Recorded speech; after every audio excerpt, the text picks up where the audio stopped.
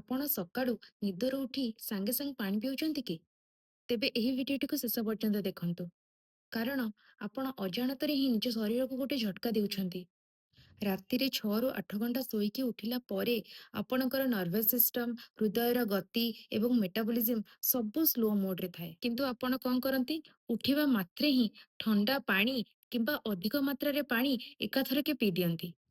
Science କହେ ନିଦରୁ ଉଠିବା ପରେ ଆପଣଙ୍କର ପାରାସିମ୍ପାଥେଟିକ୍ ନର୍ଭସ୍ ସିଷ୍ଟମ ଆକ୍ଟିଭ। ହଠାତ୍ ଥଣ୍ଡା ପାଣି କିମ୍ବା ଅଧିକ ମାତ୍ରାରେ ପାଣି ପିଇଲେ ଭେଗସ୍ ନର୍ଭ ଓଭର ଷ୍ଟିମୁଲେଟ୍ ହୋଇପାରେ, ଯାହା ଫଳରେ ମାନ୍ଦା ଲାଗିବା, ଗ୍ୟାସ୍ ହେବା, ଏସିଡ୍ ରିଫ୍ଲକ୍ସ, କେତେକ ଲୋକଙ୍କର ହାର୍ଟ ରେଟ୍ ସଡନ୍ ଡ୍ରପ୍ ମଧ୍ୟ ହୋଇପାରେ। ଏସ୍ପେସିଆଲି ଯେଉଁମାନଙ୍କର ଗ୍ୟାସ୍, ଆଇବିଏସ୍, ଏସିଡିଟି, ଲୋ ବିପି ଏବଂ ଥାଇରଏଡ୍ ପ୍ରୋବ୍ଲେମ୍ ରହିଛି। ସକାଳର ପାଣି ଅମୃତ ହେବା ଉଚିତ, ଶରୀର ପାଇଁ ସକ୍। ତାହେଲେ କରିବେ କଣ? ଆସନ୍ତୁ ଜାଣିବା।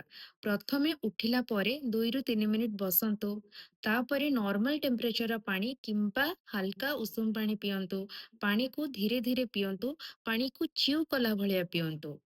ଥଣ୍ଡା ପାଣି ନୁହେଁ କିମ୍ବା ଏକାଥରେ ବହୁତ ପାଣି ପିଅନ୍ତୁ ନାହିଁ। ଏହା ଆପଣଙ୍କର ଗଟ୍, ହରମୋନ ଏବଂ ନର୍ଭସ୍ ସିଷ୍ଟମକୁ ସେଫ୍ ଭାବେ ଆକ୍ଟିଭେଟ୍ କରେ। ମନେ ରଖନ୍ତୁ, ଯଦି ହେଲ୍ଦି ହ୍ୟାବିଟକୁ ଭୁଲ ଭାବେ କରାଯାଏ, ଦିନେ ସେଇ ହ୍ୟାବିଟ୍ ହିଁ ହାର୍ମଫୁଲ ହେଇଯାଏ। ଏହି ଭିଡିଓଟିକୁ ସେଇ ଲୋକକୁ ସେୟାର କରନ୍ତୁ ଯିଏ ସକାଳୁ ସାଙ୍ଗେ ସାଙ୍ଗେ ଉଠିକି ପାଣି ପିଉଛନ୍ତି।